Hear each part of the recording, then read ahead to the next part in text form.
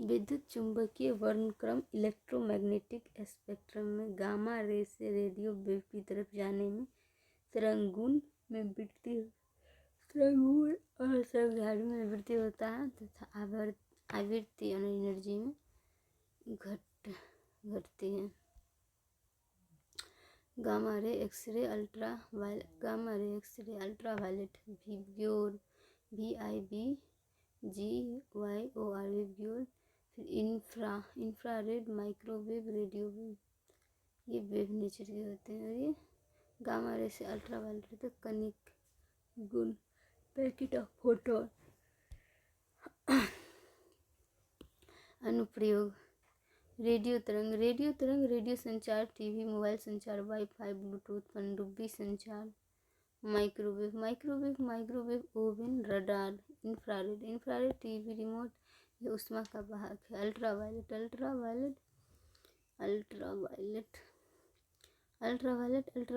A, ultraviolet B, ultraviolet C. Ultraviolet A 80% वापस हो जाए 20% रहे। अल्ट्रावायलेट बी 98% वापस 2% पृथ्वी पर अबै छै। अल्ट्रावायलेट सी 100% वापस हो जाए।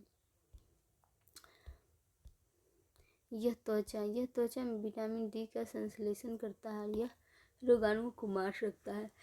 एक्सरे हड्डियों के ढांचा समझ में। एयरपोर्ट एवं मेट्रो सुरक्षा जांच प्रणालियों में। Signal analog signal, digital signal. Analog signal प्राकृतिक रूप से उत्पन्न सिग्नल है। एनालॉग सिग्नल साइन/कॉस के रूप में दर्शाते हैं। डिजिटल सिग्नल कंप्यूटर/मोबाइल के द्वारा उत्पन्न सिग्नल है। और डिजिटल सिग्नल बाइनरी 0 या 1 के रूप में दर्शाते हैं। एनालॉग सिग्नल इनको दूर तक भेजने के लिए वाहक सिग्नल की आवश्यकता होती है। एनालॉग सिग्नल शोरगुल ज़्यादा होता है। एनालॉग सिग्नल रियल टाइम संचार। और डिजिटल सिग्नल दूर तक जाने में सक्षम सिग्नल, एडिट, स्टोर या कॉपी। और डिजिटल सिग्नल शोरगुल को कम करता है। डिजिटल सिग्नल संचार में कुछ सेकंड की देरी होती है।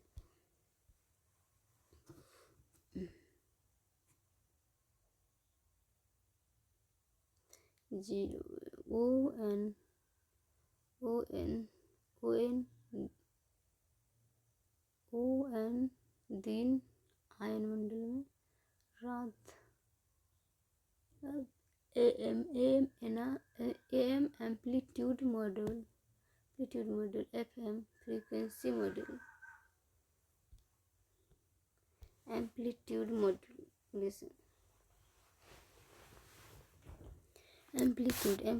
मॉड्यूलेशन AM एनालॉग सिग्नल है जिसे दूर तक भेजने के लिए उच्च आवृत्ति वाले वाहक सिग्नल का प्रयोग किया जाता है। दूसरा, इनके लिए आवश्यक उपकरण साधारण एवं सस्ते होते हैं। इनमें शोरगुल अधिक होता है। तीसरा, FM की तुलना में इनकी पहुंच ज़्यादा दिन तक होती है। FM frequency modulation. FM भी एनालॉग सिग्नल है जिसे उच्च आवृत्ति वाले वाहक सिग्नल द्वारा दूर तक भेजा जाता है। इसमें प्रयुक्त उपकरण जटिल एवं महंगे होते हैं। दूसरा, AM की तुलना में अपेक्षाकृत कम शोरगुल होता है। चूँकि यह लाइन ऑफ साइट संचार है, अतः कम दूरी तक पहुँच हो पाती है।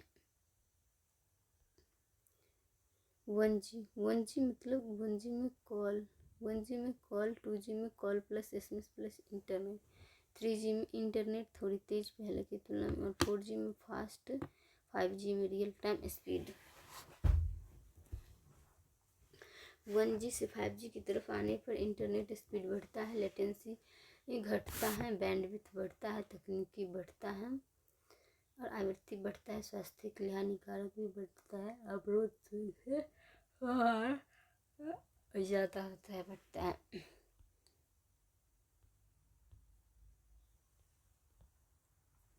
ताप बढ़ने से श्यानता, विस्कोसिटी घटती है। ताप घटने से रक्त की श्यानता बढ़ती है, प्रवाह में दिक्कत, जिससे हार्ट पर प्रभाव पड़ेगा, देन हार्ट अटैक, बुखार लगेगा, टेम्परेचर बढ़ेगा, रक्त की श्यानता को कम करेगा।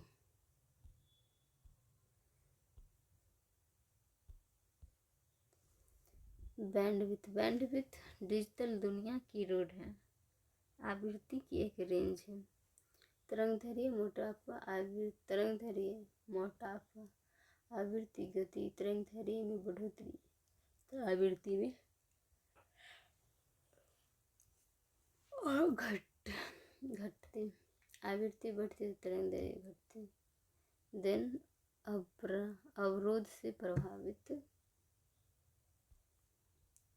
बढ़ती।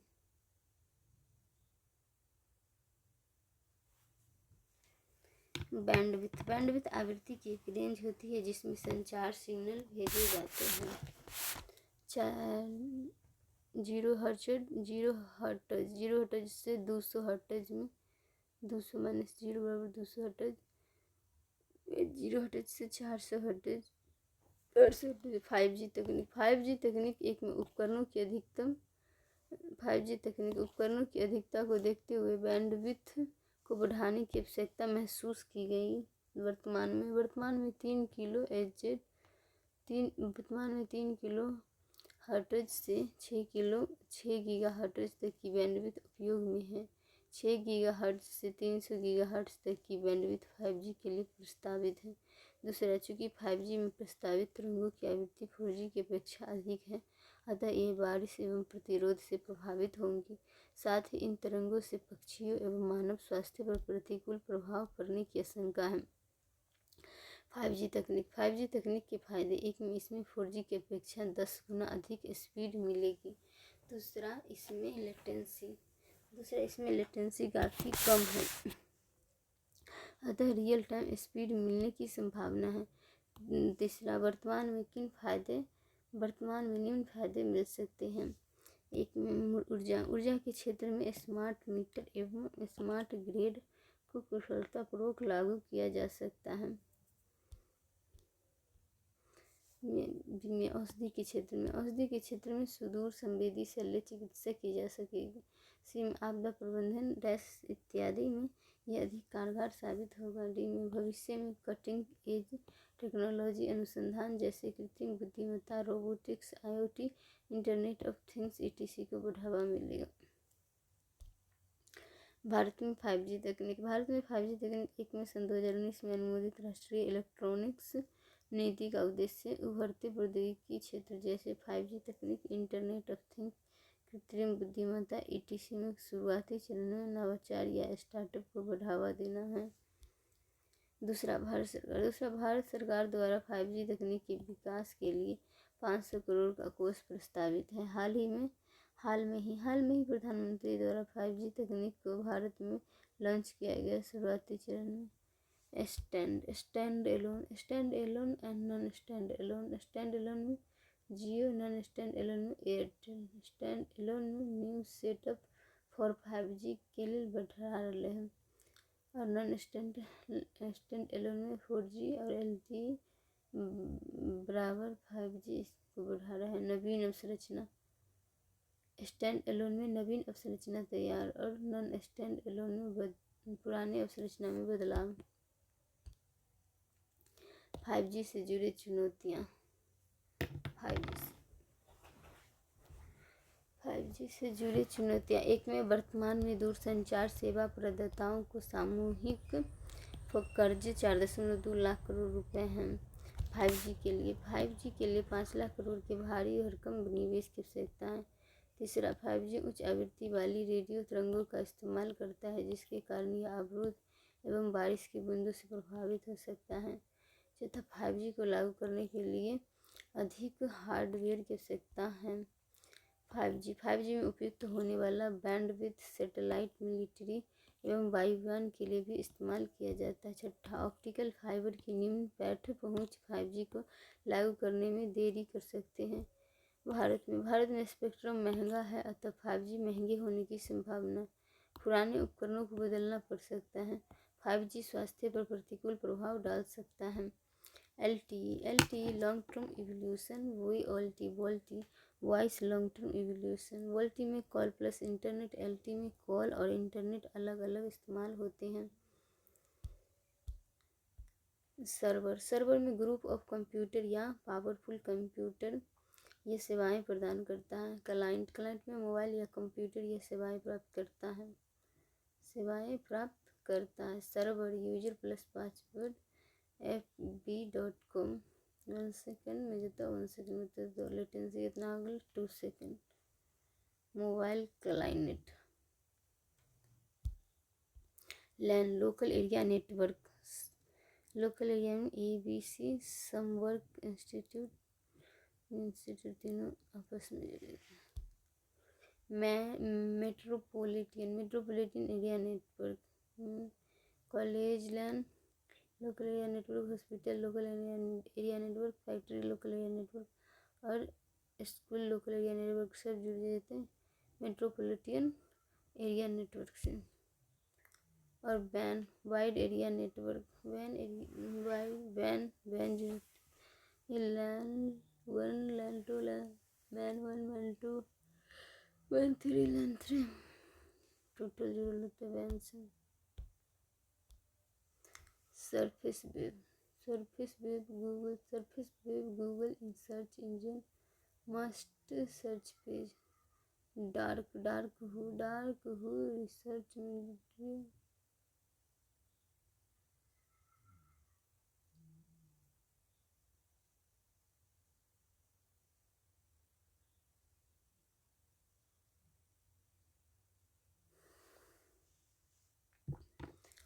Dark web surface web Google search engine must search engine dark web research military oriented search oriented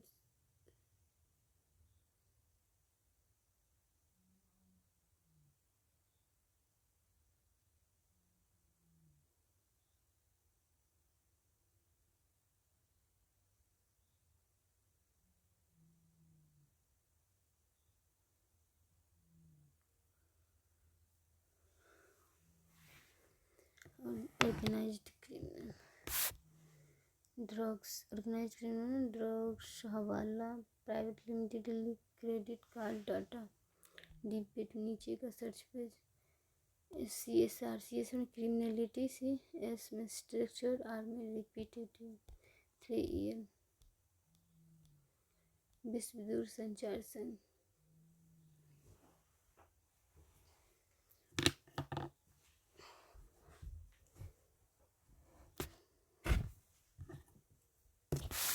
विश्व दूरसंचार संघ यह UN की एक विशेष एजेंसी है जो उन मुद्दों के लिए जिम्मेदार है जो सूचना और संचार तकनीक से संबंधित है। यह सबसे पुराने वैश्विक संचार संगठन है जो रेडियो स्पेक्ट्रम के साझा वैश्विक इस्तेमाल का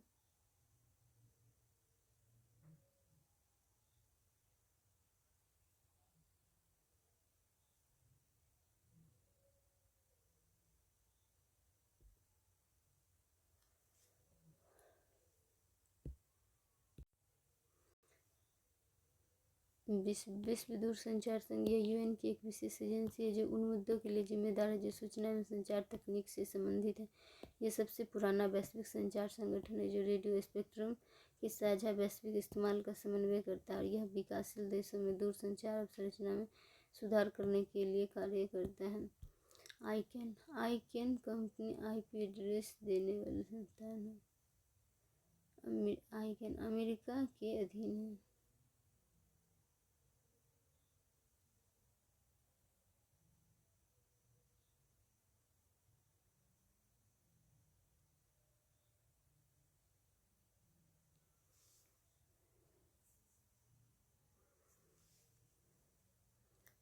FB.com visionaries.com y.com domain name internet पर पता IP एड्रेस नंबर के पता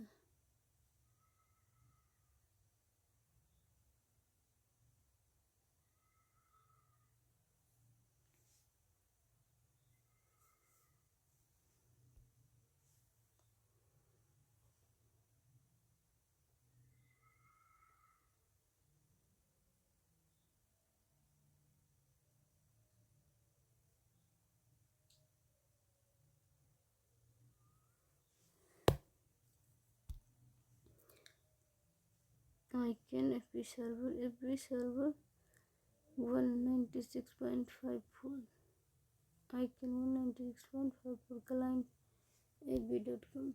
आइकन डोमेन नामों के लिए एक पर्यवेक्षण निकाय ऑब्जर्वर बॉडी और यह इंटरनेट डोमेन नाम प्रणाली के संचालन के साथ साथ आईपी पता के आवंटन का समन्वय करता है। और यह यूएन की निकाय नहीं है बल्कि सभी पहलुओं में अमेरिकी कानून के अधीन है। अतः अमेरिका इसे कभी भी रद्द कर सकता है। इसका दुरुपयोग विपक्ष के नेताओं एवं वैश्विक नेताओं की निगरानी के लिए किया जा सकता है। अभी के प्रणाली के अंतर्गत डेटा गोपनीयता संरक्षित नहीं की जा सकती है। नेट न्यूट्रलिटी, नेट तटस्थता।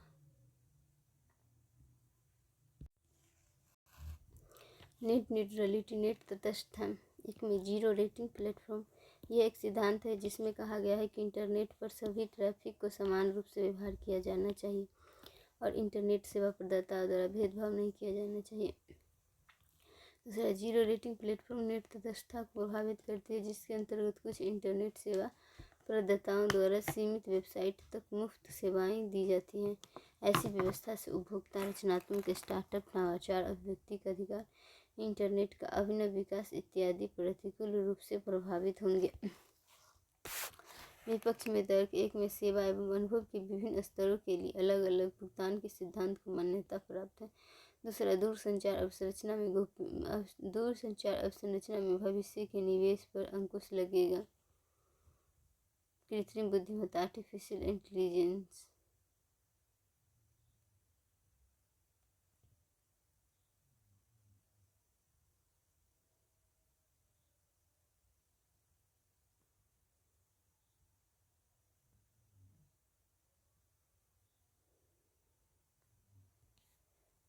आर्टिफिशियल इंटेलिजेंस पैटर्न से बनते natural language processing.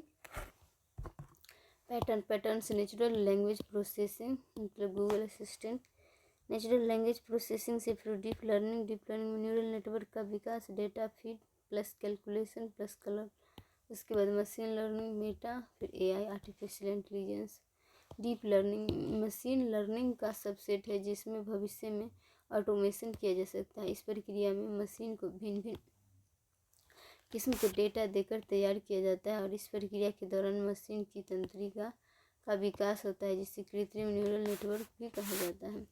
Machine learning इस अवस्था में मशीन इतनी विकसित हो जाती है कि यह बिना प्रोग्राम दिए कार्य कर सकती है। कृत्रिम बुद्धिमत्ता इस स्थिति में मशीन मानव की तरह कार्य करता है।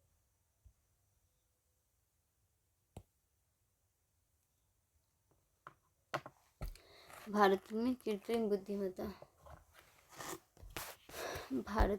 कृत्रिम बुद्धिमत्ता एक में नीति आयोग ने एरावत नामक क्लाउड कंप्यूटिंग प्लेटफॉर्म विकसित करने का प्रस्ताव दिया है, जिसमें 7,500 करोड़ का वित्त पोषण शामिल है। इस प्लेटफॉर्म का उद्देश्य कृत्रिम बुद्धिमत्ता के क्षेत्र में शिक्षा, स्वास्थ्य,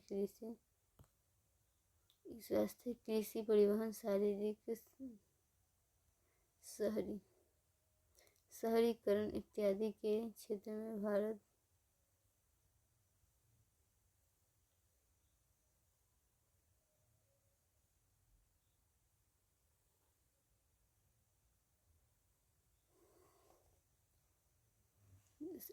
नीति आयोग ने रावत नामक क्लाउड कंप्यूटिंग प्लेटफॉर्म विकसित करने का प्रस्ताव दिया है, जिसमें 7,500 करोड़ का वित्त पोषण शामिल है। और इस प्लेटफॉर्म का उद्देश्य कृत्रिम बुद्धिमत्ता के क्षेत्र में शिक्षा, स्वास्थ्य, कृषि, परिवहन, शहरीकरण इत्यादि के क्षेत्र में भारत को अग्रणी बनाना है। दूसरा, वाणिज्य और उद्योग मंत्रालय के अंतर्गत कृत्रिम बुद्धिमत्ता टास्क फोर्स का गठन किया गया है, जिसका उद्देश्य एआई प्रौद्योगिकी में तेजी लाने के लिए नीति और कानूनी ढांचे का निर्माण करना है, ताकि हम अग्रणी आर्टिफिशियल इंटेलिजेंस युक्त अर्थव्यवस्था बन सके। तीसरा, भारत सरकार ने आर्टिफिशियल इंटेलिजेंस पर 7 सूत्री रणनीति भी तैयार की है, जिसके अंतर्गत रिसर्च एवं सुरक्षा मानकों को सुदृढ़ करना है। रोबोट और एआई सॉफ्टवेयर। रोबोट मशीन है जो एआई पर कार्य करेगी। इसमें अनमैन्ड रोबोट,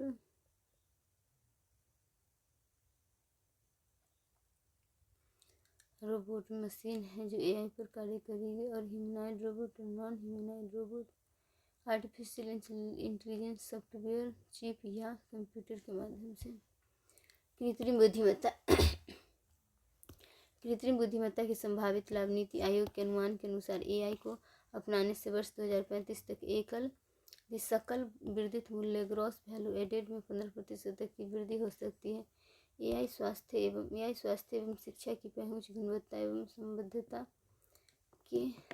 संबद्धता को बढ़ा सकता है। दूसरा, मेक इन इंडिया कार्यक्रम को मजबूत किया जा सकता है एवं भारत एक नया विनिर्माण केंद्र बन सकता है। तीसरा, एआई की मदद से तेजी से त्रुटि रहित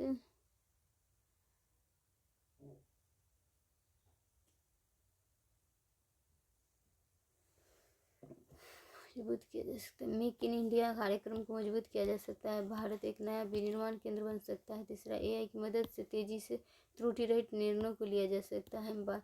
चौथा, बाह्य अंतरिक्ष में अन्वेषण में यह अहम भूमिका निभा सकता है। छठा में उपग्रह प्रक्षेपण में स्पेस स्टेशन पर यानों की डॉकिंग पार्किंग में यह कारगर साबित हो सकता है। छठा, रोबोट जोखिम भरे कार्यों जैसे खनन को निपटा सकते हैं। साथ में ये उन कार्यों को भी कर सकते हैं जो मानव गरिमा के विरुद्ध है। 8 में सैन्य क्षेत्र में बम निस्तारण, निगरानी, सैन्य सामग्री वहन, जासूसी इत्यादि जैसे कार्य किए जा सकते हैं।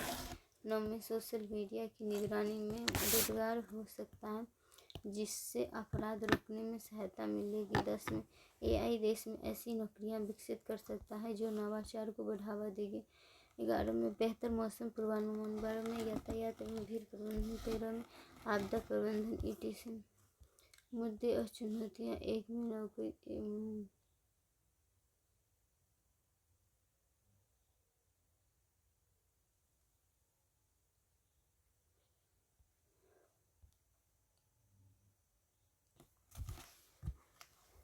मुद्दे एवं चुनौतियाँ। नौकरी के नुकसान, जिम्मेदारी की समस्या, मशीनों में सहानुभूति की कमी। विकासशील और विकसित देशों के लिए यह तकनीकी साम्राज्यवाद का दौर खोलेगा। एआई अथवा रोबोट के आने से मनुष्य में स्वास्थ्य के नवीन मुद्दे जागरूक होंगे। गोपनीयता एवं डेटा सुरक्षा दांव पर रहेगी। विघटनकारी प्रवृत्तियाँ को भय अनुभव के साथ इसमें सुधार की संभावना कम होगी।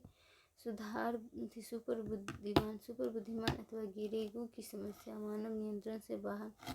भारत में रोबोटिक्स से संबंधित मुद्दे। 1 में विभिन्न हितधारकों के मध्य सहयोगात्मक प्रयास की कमी। दूसरा, अवसंरचना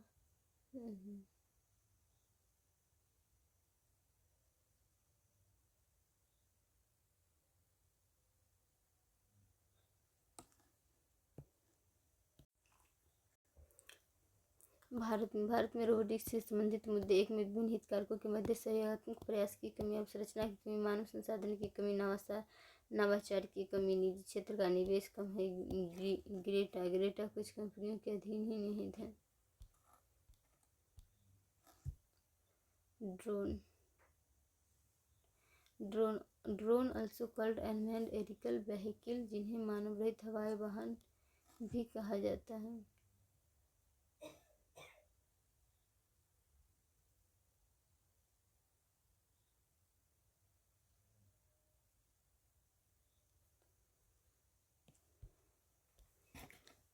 drone also called unmanned aerial vehicle, जिन्हें मानव रहित हवाई वाहन भी कहा जाता है। ड्रोन का अनुप्रयोग 1 में कृषि के क्षेत्र में दवा या कीटनाशक का स्प्रे, भूमि पर बीज वितरण इत्यादि। दूसरा, स्वास्थ्य के क्षेत्रों में सुदूर क्षेत्र में दवा एवं चिकित्सीय उपकरणों को पहुंचाना। तीसरा, आपदा प्रबंधन, क्षति का आकलन, पीड़ितों का पता लगाना एवं राहत सामग्री पहुंचाना। शहरी नियोजन एवं भीड़ प्रबंधन में। 5 में लुप्त प्राय प्रजातियों के संरक्षण में। 6 अपशिष्ट प्रबंधन में, विशेषकर समुद्री कचरे को साफ करने में रूम्बा ड्रोन। 7 में खनन के क्षेत्र में ड्रोन का उपयोग डेटा कैप्चरिंग में किया जा सकता है और इनका उपयोग जोखिम भरे कार्यों में हो सकता है। बेहतर गुणवत्ता संबंधित मुद्दे। 1 में ड्रोन किसी विमान या पक्षी से टकरा सकते हैं। दूसरा, ड्रोन से सुरक्षा के गंभीर खतरे उत्पन्न हो सकते हैं, जैसे उड़ने वाले बाघ, बम का निर्माण। दूसरा, ध्वनि एवं प्रकाश प्रदूषक। चौथा, निजता के खतरे। पाँचवें, ड्रोन को हैक किया जा सकता है। छठा, महंगे उपकरण। सातवें, वन्य जीवन में हस्तक्षेप। भारतीय ड्रोन नीति। भारतीय ड्रोन नीति डिजिटल स्काई प्लेटफॉर्म एक में नागरिक उड्डयन महानिदेशालय DGCI ने ड्रोन को 5 अलग अलग श्रेणियों यथा nano, micro, small, medium, large में बांटा है। नैनो को छोड़कर सभी ड्रोन का पंजीकरण आवश्यक है। डिजिटल स्काई प्लेटफॉर्म ड्रोन उड़ाने वाले की आयु 8 वर्ष से अधिक होनी चाहिए। दूसरा, विदेशी नागरिकों द्वारा ड्रोन नहीं उड़ाया जा सकता। तीसरा, ड्रोन का इस्तेमाल फूड डिलीवरी के लिए नहीं किया जाएगा। ड्रोन हवाई अड्डे। Advance ICT।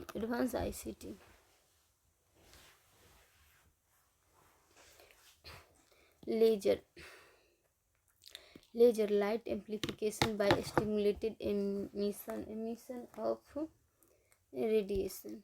लेजर प्रकृति में नहीं होते हैं। लेजर को बनाने में प्रकाश की एक संकीर्ण किरण का उत्पादन किया जाता है जिसमें सभी प्रकाश तरंगों में लगभग समान तरंगदैर्घ्य होती है। यही कारण है कि लेजर किरणें बहुत संकीर्ण एवं तीव्र होती है और उन्हें बहुत छोटे स्थान पर केंद्रित किया जा सकता है, अतः लेजर लंबी दूरी तय कर सकता है। एप्लीकेशन में हीरे अथवा मोटे धातु काटने में। दूसरा, क्राइटेरिया शल्य चिकित्सा में। तीसरा, बारकोड स्कैनर में। चौथा,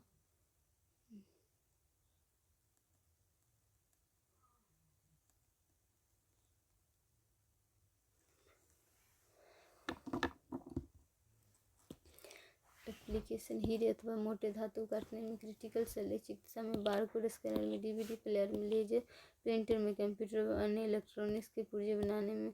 स्पेक्ट्रोमीटर नामक उपकरण में। पृथ्वी में चांद की दूरी का पता लगाया जाना। Coherent source.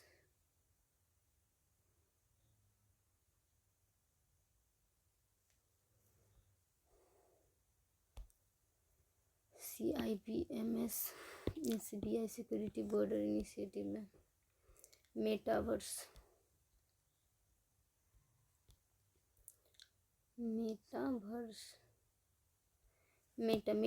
वर्चुअल आभासी reality VR 5G AR augmented reality AR संवर्धित ऑगमेंटेड रियलिटी संवर्धित वास्तविकता। यह वह तकनीक है जो वास्तविक दुनिया के उपयोगकर्ता के दृष्टिकोण को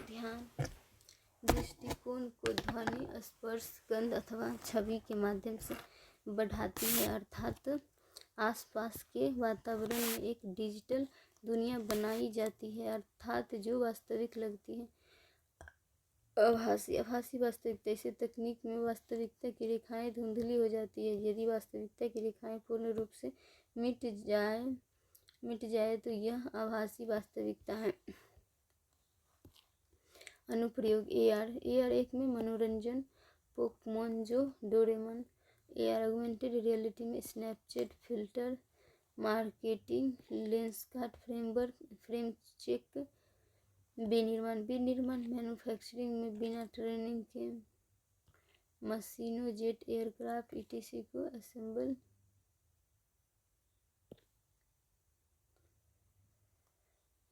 ऑगमेंटेड रियलिटी मनोरंजन, Snapchat filter, marketing, Lenskart framework check. विनिर्माण मैन्युफैक्चरिंग में बिना ट्रेनिंग के मशीनों, जेट, एयरक्राफ्ट etc को असेंबल करना। गोदाम में आसानी से वस्तुओं की पहचान। पुलिस भीड़ में आसानी से अपराधी को अलग कर सकता है। भाषा के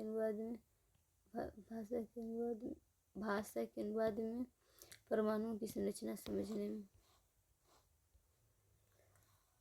एप्लीकेशन ऑफ वर्चुअल रियलिटी। आभासी वास्तविकता एक कंप्यूटर या उपकरण द्वारा निर्मित एक सिमुलेशन है। यह उपयोगकर्ता को यह अनुभव करा देता है कि वह अन्य दुनिया में। इस प्रक्रिया में उनकी दृष्टि एवं श्रवण क्षमता को उत्तेजित किया जाता है, जैसे Oculus rift, Google dream view.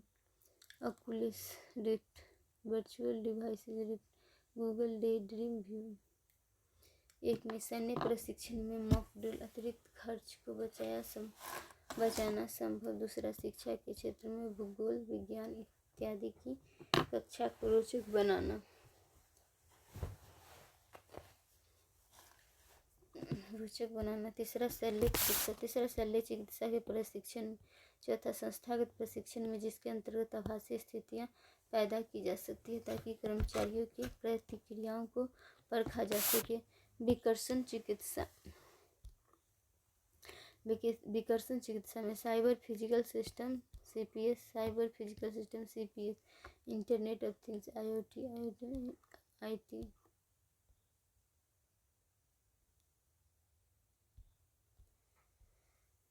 CPS cyber physics में मशीन इंटरनेट के साथ जरूरत है कनेक्ट मतलब जुड़ना, कम्युनिकेशन और कंप्यूटर। सीपीएस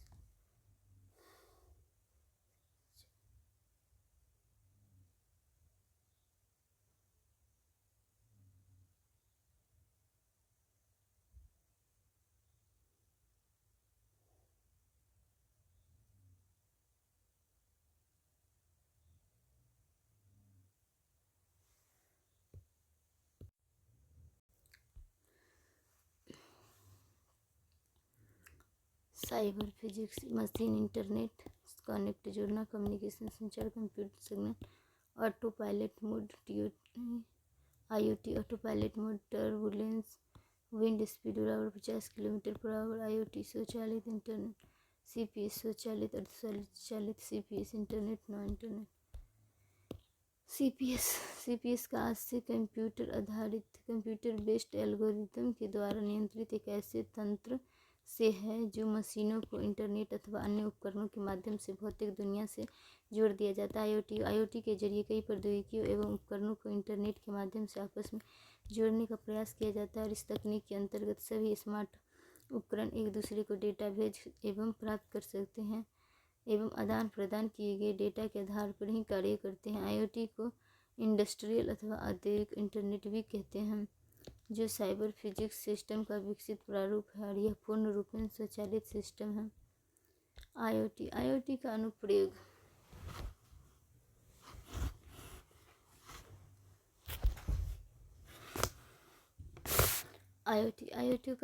आईओटी डेटा और डिवाइस को जोड़कर किसी संस्था को उनके प्रतियोगियों की तुलना में नए उत्पादों और सेवाओं को तेजी से वितरित करने की क्षमता को सशक्त बनाती है। दूसरा, स्मार्ट उपकरणों के कारण आईओटी कर्मचारियों को रियल टाइम डेटा प्रदान करती है, जिसके कारण दिन प्रतिदिन की उत्पादकता को अनुकूलित किया जा सकता है। तीसरा, बुजुर्गों एवं रोगियों को आपातकाल सेवाएं उपलब्ध कराई जा सकती है। चौथा, रक्षा प्रणाली, कृषि, रोबोटिक्स, ऊर्जा क्षेत्र इत्यादि की क्षमता को बढ़ाया जा सकता है। पाँचवें, परिवहन और विमानन क्षेत्र में मानव रहित वाहन, स्वचालित कार, इंटेलिजेंट हाईवे इत्यादि क्रांति ला सकते हैं।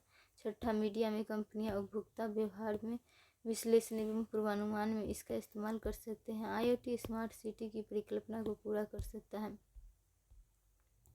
आईओटी किससे जुड़ी चुनौतियाँ। एक में हैकिंग करना संभव है। दूसरा, निजता का अधिकार प्रभावित होगा। तीसरा, मनुष्य के साथ मशीनों के प्रतिस्थापन के कारण नौकरियों का नुकसान। दो, मशीनें एक दूसरे के साथ किस प्रकार अंतर संचालन करेगी या सामंजस्य स्थापित करेगी, यह कहना मुश्किल है। 5 में 2020 की रिपोर्ट के अनुसार लगभग 7 अरब उपकरण साइबर सुरक्षित नहीं हैं। आईओटी की भारत में स्थिति। सरकार ने 2014 में इंटरनेट ऑफ थिंग्स पर मसौदा नीति जारी की थी। स्मार्ट सिटी की परिकल्पना के साथ इस नीति को जारी किए गया। दूसरा, इस नीति के अंतर्गत 2020 तक $15 बिलियन अमेरिकी डॉलर का आईओटी उद्योग बनाने की परिकल्पना की गई। तीसरा, रिलायंस कम्युनिकेशन लिमिटेड ने जैस्पर टेक्नोलॉजी के साथ आईओटी के क्षेत्र में समझौता किया है। चौथा, जर्मन तकनीकी प्रमुख बॉश भारत में अगले 3 वर्षों में आईओटी एवं कृत्रिम बुद्धिमत्ता के क्षेत्र में 1700 करोड़ रुपए का निवेश करने की योजना में है। अगले 5 वर्षों में स्मार्ट सिटी बनाने के लिए सरकार द्वारा $1 बिलियन निवेश प्रस्तावित है।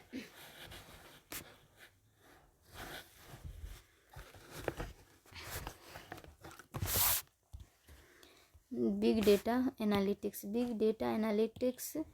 डेटा एक बड़ी मात्रा की डेटा को संदर्भित करता है। यह डेटा आमतौर पर उपयोग किए जाने वाले सॉफ्टवेयर टूल की क्षमता से परे है, अर्थात एक निश्चित समय में डेटा का खनन, डेटा माइनिंग अथवा माइनिंग कठिन है। अनुप्रयोग कंपनियां अपने लेन देन सोशल मीडिया डाटा को बेहतर ढंग से समझे और लक्षित करने के लिए बिग डेटा का इस्तेमाल करते हैं। दूसरा, व्यवसाय अपनी आपूर्ति श्रृंखला का विश्लेषण कर सकते हैं। तीसरा, स्वास्थ्य के क्षेत्र में रोगों को नया इलाज ढूंढा जा सकता है। चौथा, पुलिस बल और सुरक्षा एजेंसी आपराधिक गतिविधियों की भविष्यवाणी कर सकती है। पाँचवें, सड़क दुर्घटनाओं के डेटा को आधार कर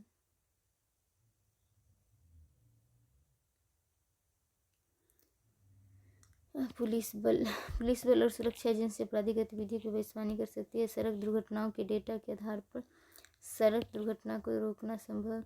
छठा, कृषि के क्षेत्र में बीज चयन, उर्वरक इत्यादि में लाभकारी साबित हो सकता है। सरकार को बेहतर नीतियाँ बनाने में सहयोगी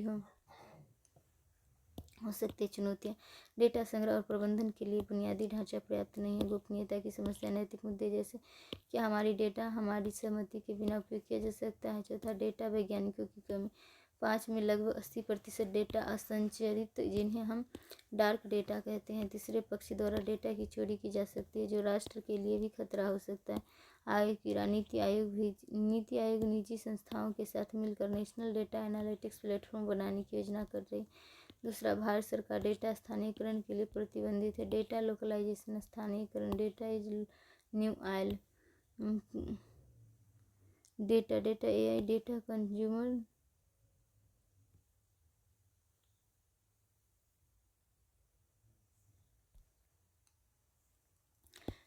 कंज्यूमर बिहेवियर, डेटा लुप्त कराए 10 वर्ष।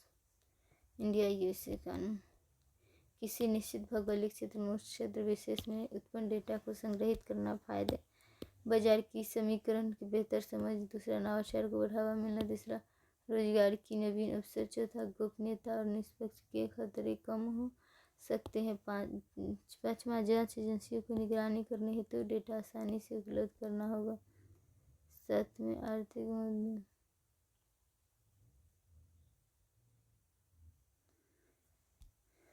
चुनौतियाँ, उल्लेख मुद्दे, इससे क्लाउड कंप्यूटिंग का उद्देश्य प्रभावित होता है। ईज ऑफ डूइंग बिजनेस प्रस्तावित होगी चूँकि डेटा को इनक्रिप्टेड किया जाता है अतः सुरक्षा एजेंसियों को डेटा प्रसंस्करण में परेशानी होगी। चौथा, इससे सरकार की निगरानी बढ़ सकती है।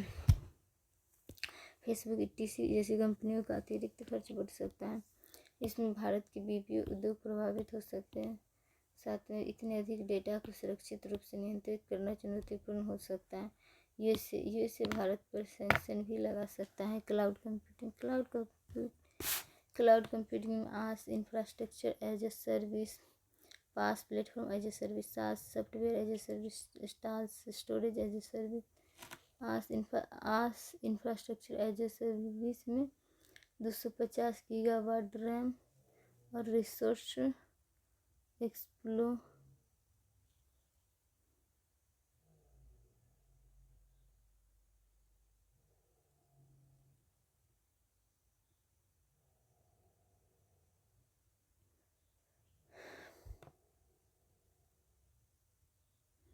पास platform as a service, virtual machine higher,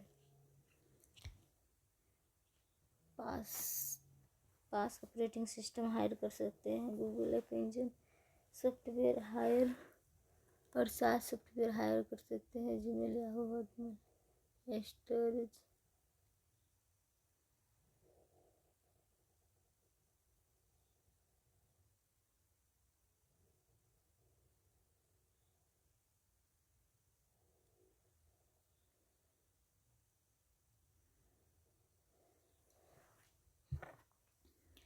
Stas storage as a service, storage device हायर, Windows, SkyDrive, mobile company. एक में क्लाउड कंप्यूटिंग के अंतर्गत बड़े डेटा बेसों को संग्रहित करने और पोस्ट करने, अनुप्रयोग को विकसित करने, आवश्यकता अनुसार आंकड़ों में बदलाव करने, मांग के आधार पर सेवाओं को प्रदान करने के लिए किया जाता है। इसके अंतर्गत रख रखाव की कोई जिम्मेदारी होती है। दूसरा, संसाधनों का कुशल उपयोग होता है। तीसरा, उपयोग के आधार पर भुगतान। चौथा, स्थान स्वतंत्रता।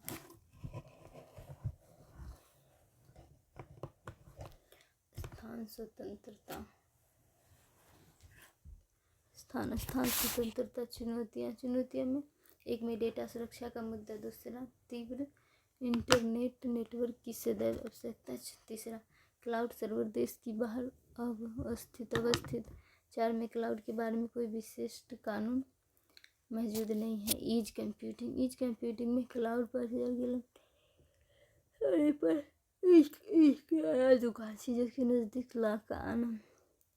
IoT फर्स्ट ईज कंप्यूटिंग यह एक नई नेटवर्किंग प्रणाली है जिसके अंतर्गत डेटा प्रोसेसिंग को स्रोत या सर्वर के निकट लाया जाता है ताकि लेटेंसी और बैंडविड्थ की समस्या को कम किया जा सके। क्लाउड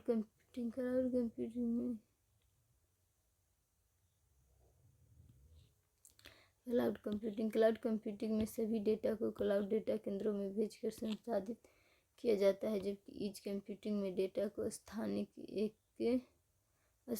रूप से संग्रहित और संसाधित किया जाता है। ईज कंप्यूटिंग में डेटा को नेटवर्क तक नहीं भेजा जाता, अतः यह प्रणाली धीमी गति और कनेक्टिविटी को मुद्दे को दूर या ख़त्म कर सकती है। लाभ ईज कंप्यूटिंग से इंटरनेट को डेटा को कम करने में मदद मिलती है क्योंकि क्लाउड और नेटवर्क के बीच डेटा प्रवाह की मात्रा कम हो जाती है और इसमें लागत में भी कमी आती है। दूसरा, यह एक अधिक सुरक्षित विकल्प हो सकता है क्योंकि संवेदनशील जानकारी को फिल्टर कर स्थानीय स्तर पर संसाधित किया जाता है। चूँकि डेटा को क्लाउड पर जाने की आवश्यकता नहीं है, अतः डेटा का संसाधन तीव्र होता है। तीसरा, ईज कंप्यूटिंग से स्मार्ट उपकरण बिना किसी व्यवधान के संचालित हो सकते हैं यदि इंटरनेट कनेक्शन धीमा भी हो। संभावित चुनौतियाँ। एक में ईज कंप्यूटिंग में स्थानीय नेटवर्क पर कार्य करता है और सिर्फ जरूरी डेटा को क्लाउड तक भेजता है। यदि किसी यूजर को पूर्ण डेटा की आवश्यकता पड़े तो यह डेटा उसे मिल नहीं पाता है। दूसरा, क्लाउड कंप्यूटिंग में डेटा सुरक्षा की जिम्मेदारी मुख्य रूप से गूगल, माइक्रोसॉफ्ट, अमेजॉन इत्यादि जैसी कंपनी होती है जिनकी विश्वसनीयता अधिक है। सुपर कंप्यूटर आधुनिक परिभाषा के अनुसार वे कंप्यूटर हैं जो 500 मेगा फ्लॉप की क्षमता से कार्य करते हैं। सुपर कंप्यूटर कहलाते हैं और इनकी गति पेटा फ्लॉप तक भी हो सकती है। एक सुपर कंप्यूटर 1 सेकंड में 1 अरब गणनाएं कर सकता है, अर्थात ये कंप्यूटर उन गणनाओं को भी कर सकता है जो मानव क्षमता से परे है। दूसरा, एक सुपर कंप्यूटर में एक से अधिक CPU होते हैं एवं यह एक बार में 100 से अधिक यूजर को सपोर्ट कर सकता है। उपयोग एक में उन समीकरणों एवं समस्याओं को हल करने के लिए किया जाता है जो सामान्य कंप्यूटर के लिए जटिल है। दूसरा, खगोल भौतिकविदों को ब्रह्मांड के अतीत एवं भविष्य का पता लगाने के लिए बिग बैंग का सत्यापन। तीसरे, मौसम और जलवायु के कारकों और उनके अंतर्संबंधों का विश्लेषण करके मौसम पूर्वानुमान को बेहतर किया गया है। भारत जलवायु के लिए प्रत्युष सुपर कंप्यूटर, खगोलीय के लिए मिहिर सुपर कंप्यूटर तथा गतिशील मॉडल का उपयोग कर मानसून का सटीक पूर्वानुमान। 5 में परमाणु विखंडन एवं संचालन प्रक्रियाओं का अनुकरण कर बेहतर परमाणु अवसंरचना विकसित करने में मददगार हो सकता है। 6, कृत्रिम बुद्धिमत्ता का तीव्र विकास संभव सुपर कंप्यूटर्स परम सिद्धि इसी उद्देश्य को समर्पित है। 7 में दावा ITC के निर्माण हेतु big data analytics, Hollywood animation, उपग्रह प्रक्षेपण, खनिज अन्वेषण, भूकंप को समझने में उपयोगी। राष्ट्रीय सुपर कंप्यूटिंग मिशन 2015 यह विज्ञान एवं प्रौद्योगिकी विभाग और इलेक्ट्रॉनिक्स एवं सूचना प्रौद्योगिकी विभाग द्वारा संयुक्त रूप से कार्यान्वित और संचालित किया जा रहा है। इस मिशन का उद्देश्य भारत को सुपर कंप्यूटिंग क्षेत्र में क्षमता का विकास करना है, साथ ही राष्ट्रीय एवं अंतर्राष्ट्रीय समस्या को हल करना भी है। और इस मिशन में 70 से अधिक सुपर कंप्यूटर को एक विशेष super computing grid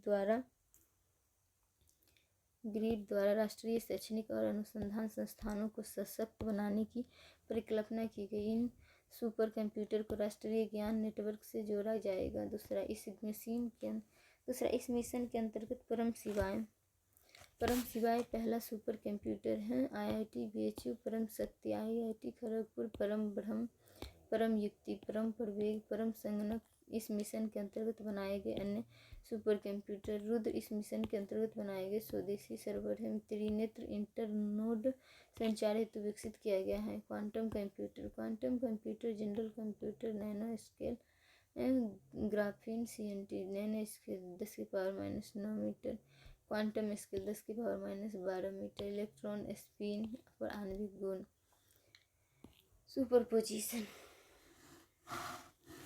superposition ट्रांसजेंडरल computer bits 0 या 1, quantum computer qubits 5। Quantum computer भौतिक विज्ञान के क्वांटम सिद्धांत पर कार्य करता है, जबकि आधुनिक कंप्यूटर भौतिकी विद्युत प्रवाह के नियमों पर कार्य करता है।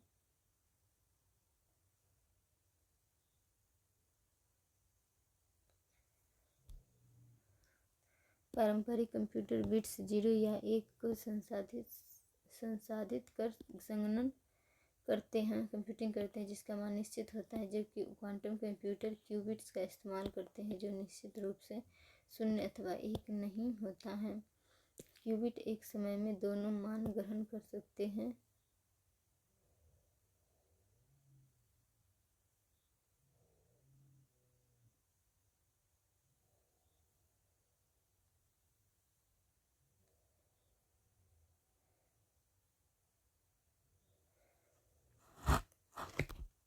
जबकि क्वांटम कंप्यूटर क्यूबिट्स का इस्तेमाल करते हैं, जो निश्चित रूप से 0 अथवा 1 नहीं होता है। क्यूबिट एक समय में दोनों मान ग्रहण कर सकते हैं। संगणन प्रक्रिया के दौरान यह मान अनिश्चित है, किंतु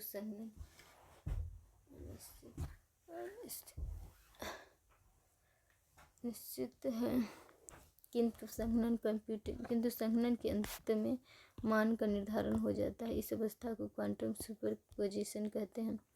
इंटेंगलमेंट का अर्थ है कि दो क्यूबिट्स आपस में जुड़े हुए एवं एक पर किया गया कार्य दूसरे पर प्रभावित करता है। अन्य शब्दों में, दो परमाणुओं पर लगने वाला बाह्य बल एक दूसरे की उलझा देता है। दूसरा, ये दो परमाणु ब्रह्मांड में चाहे कई प्रकाश वर्ष दूर भी रहें, लेकिन आपस में जुड़े ही रहेंगे।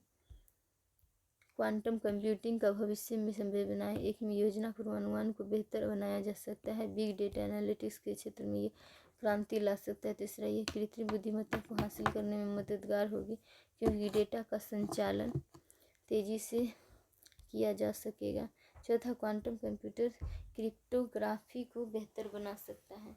पाँचवें, क्वांटम कंप्यूटर एक साथ कई अणुओं की समीक्षा कर दवा निर्माण में तेजी ला सकता है। छठा, जीन को बेहतर तरीके से समझा जा सकता है। सातवें, ब्रह्मांड का अन्वेषण। आठवें, नए अनुमानों एवं मॉडलिंग आलोचना। क्वांटम कंप्यूटर अभी अपनी प्रायोगिक अवस्था में है। इसका पहला प्रयोग गूगल द्वारा 53 क्यूबिट वाले क्वांटम कंप्यूटर साइका मोड से किया गया था, और यह क्वांटम कंप्यूटर परंपरागत कंप्यूटर से कहीं बेहतर साबित हुआ, किंतु इसके वास्तविक प्रयोग में कई वर्ष या दशक लग सकते हैं। दूसरा, यह कंप्यूटर शोरगुल etc से प्रभावित हो सकता है। इस कंप्यूटर के इस्तेमाल हेतु तापमान 0 से काफ़ी कम होना चाहिए, और इन कंप्यूटर में हार्डवेयर की आवश्यकता ज़्यादा है, और इन कंप्यूटरों के निर्माण में लाखों डॉलर का खर्च होते हैं।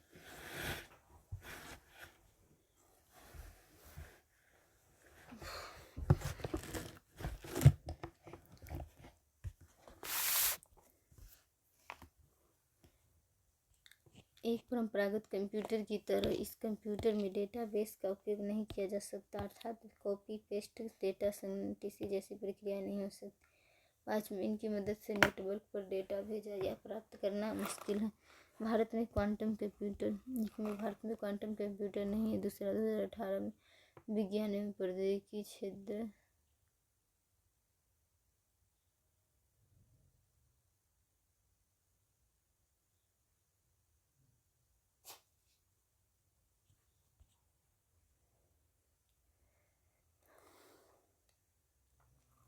2018 में विज्ञान एवं प्रौद्योगिकी विभाग में क्वांटम इनेबल्ड साइंस एवं प्रौद्योगिकी नामक एक कार्यक्रम की शुरुआत की, जिसमें अनुसंधान में तेजी लाने हेतु 80 करोड़ रुपए के निवेश का प्रावधान किया गया। तीसरा, 2021 को बजट में क्वांटम प्रौद्योगिकी एवं अनुप्रयोग नामक राष्ट्रीय मिशन की शुरुआत की गई, जिसका उद्देश्य क्वांटम कंप्यूटिंग, क्रिप्टोग्राफी एवं संचार के क्षेत्र में अनुसंधान को बढ़ावा देना था। इस मिशन के लिए 8,000 crore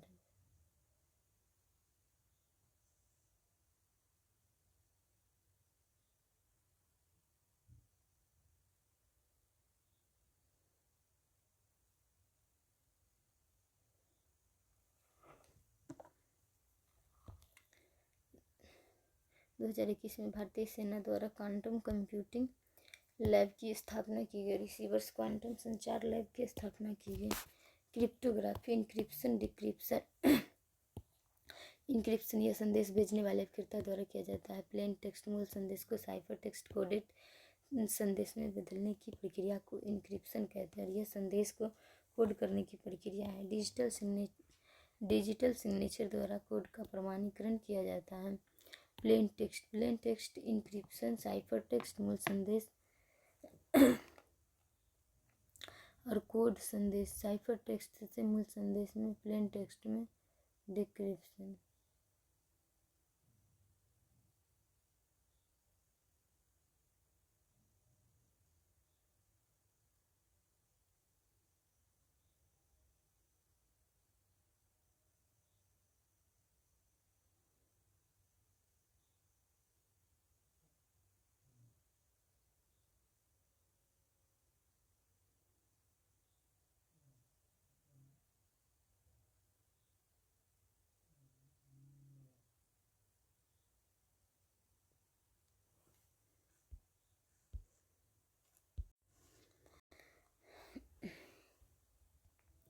decryption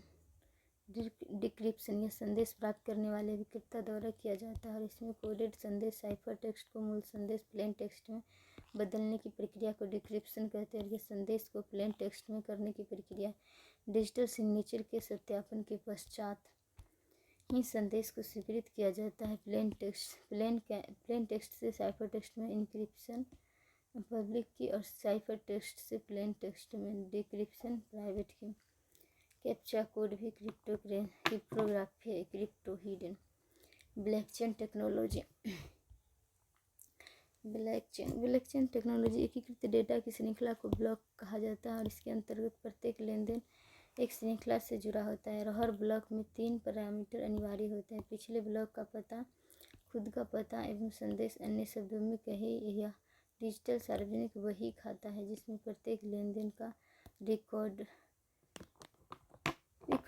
layer, distributed public layer दर्ज किया जाता है और यह एक बार यदि किसी लेनदेन को ब्लॉकचेन में दर्ज किया जाता है ना तो वहाँ से हटाया